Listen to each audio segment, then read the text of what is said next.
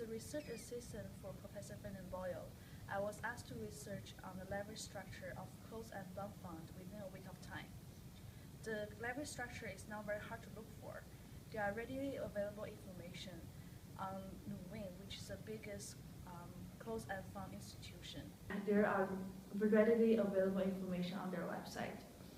However, the professor and I didn't realize the complexity of the issue until we find out that more than half of the fund are municipal tax-exempt fund. And when it comes to tax, everything becomes much more complex. And there is a particular leverage tool used by most of the tax-exempt bond fund is called tender option bond, or TOB. So the TOB is set up as the following. The municipal bond is placed into a tender option bond trust. And the trust issues two types of certificates. One is a floater, which pays a floating interest rate. And the other one is called inverse floater, which pays the which pays the residue between the municipal bond interest and the floater. And the floater can be tendered at any time at the option of the holder. And the general practice is that the floater can be sold to other buyers by a remarketing agent who can hold the tender option bond temporarily if the tender option bond cannot be redistributed promptly. And it also involves a liquidity provider who guarantees a payment under the event that the tender option bond cannot be remarketed for a longer term. Even though it's the main leverage tool used by most of the tax-exempt bond funds, there is little literature on the internet about this program. And what I could only find is some basic introduction of the tender option bond program written to the investors, fund investors, which ignores the important details of the structure. And some two-page documents about why tender option bond should be exempted from Dodd-Frank Act. And it's impossible for me to actually study the entire U.S. tax regulation to look for the reason. So I look for various resources. I study SEC, FINRA, and the Municipal Security Rulemaking Board website. And I talk to the representative for hours on the phone. And I emailed the ORIE sales representative. And I also read through tax bond fund prospectus and annual reports. But because I could not find anything, I became really frustrated and hopeless, especially when I see the deadline is coming up.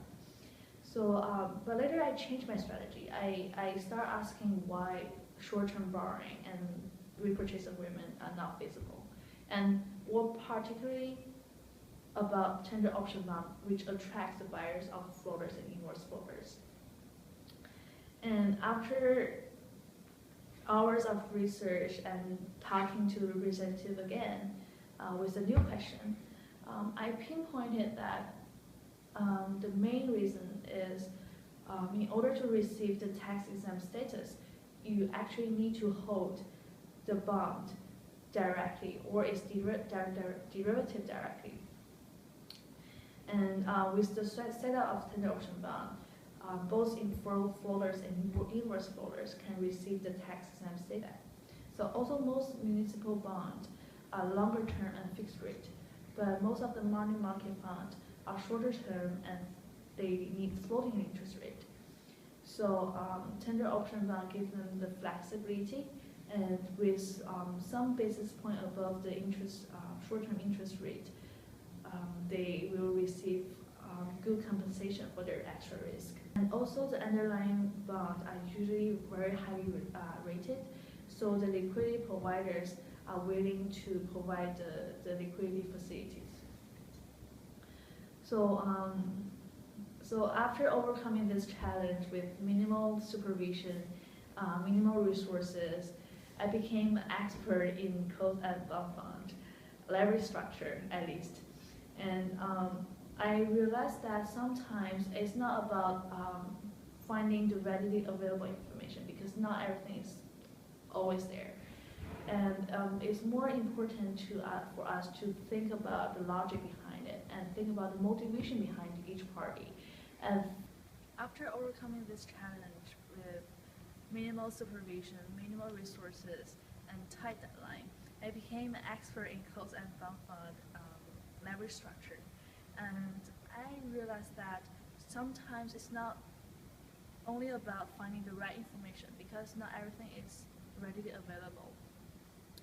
It's more important for us to use our logic to understand what's actually going on and think from different perspectives and dig as deep as possible into the issue and understand the motivation of each stakeholder of an exotic financial instrument. It's also very important for quant to understand the regulation and tax structure in order to design a better structured financial instrument and price it more accurately.